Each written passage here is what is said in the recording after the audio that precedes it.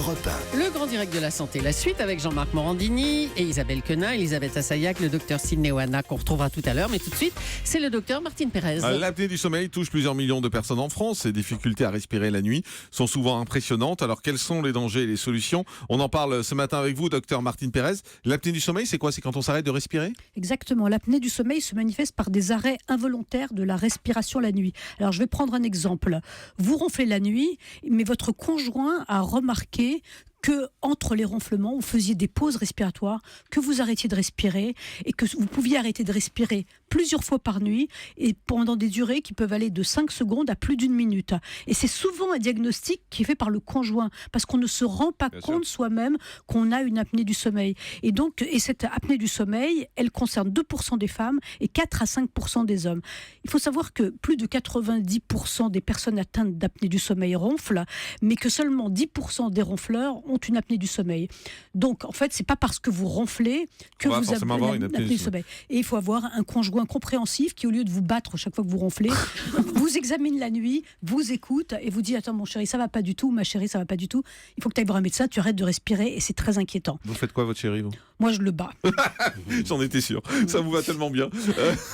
Merci pour ce compliment. C'est dangereux d'avoir des apnées du sommeil? Eh ben oui, bien sûr, et ça a beaucoup de conséquences, l'apnée du sommeil. La première des conséquences, c'est que vous faites une pause respiratoire et pendant ce temps-là, vous allez vous réveiller. Donc, vous n'arrivez pas à rentrer dans un sommeil profond. Chaque fois que vous faites une pause respiratoire, on se réveille à chaque fois. Vous avez un micro-réveil pardon, dont vous ne vous rendez pas compte et... Buvez, je vous en prie, arrêtez-vous, buvez. Un petit gâteau avec ou... Non, ça va. Moi, j'ai pas besoin de petits gâteaux.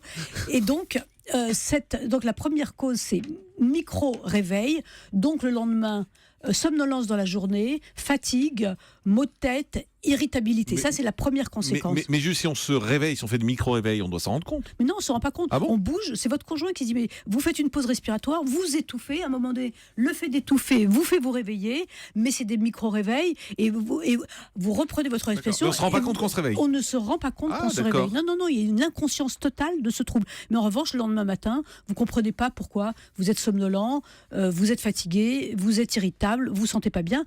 Et l'autre grande conséquence... Vous en faites, vous? Non.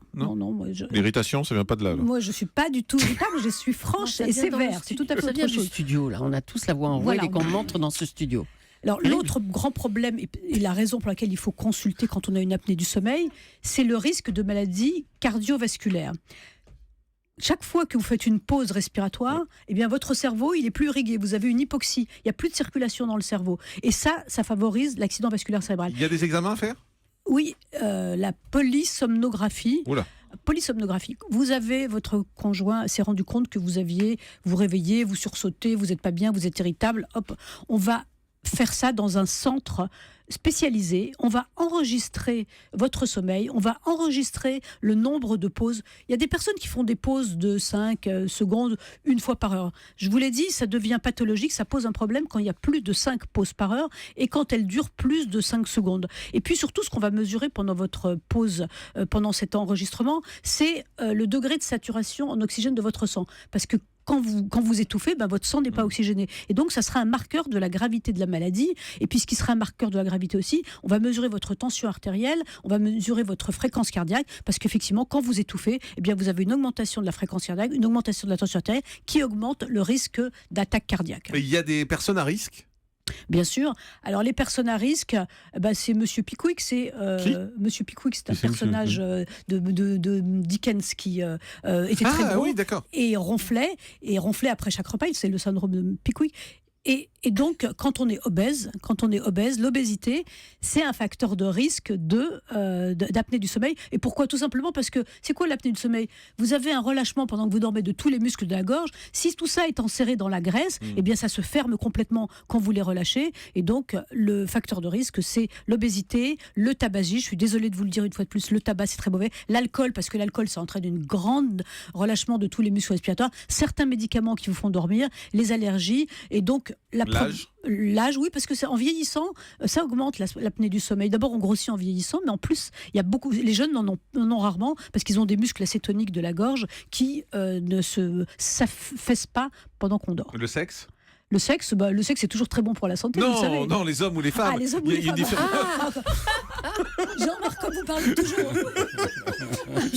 Ouais, c'est drôle. Le sexe, c'est toujours très bon. C'est très bon pour la santé, ça vous le savez. Vous reconnaissez avec moi que la question était tournée de manière Oui, un très petit peu ambiguë comme ambiguë. toujours Mais avec c'est pas très Jean-Marc. grave. C'était Oui. peut-être fait exprès. Allez-y.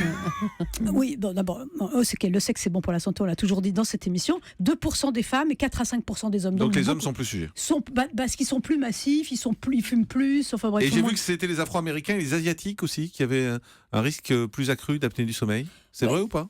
Bon, écoutez, ça, c'est pas une notion que j'aime, mais en tout cas, il y a une chose qui est sûre, c'est quand vous êtes en surpoids, vous avez plus d'apnée du sommeil. Et surtout, quand vous maigrissez, perdez 10% de votre poids, vous réduirez de 26% votre nombre d'apnées du sommeil. Donc la perte de Ah, poids, oui. c'est une solution vraiment importante quand on a une apnée du sommeil.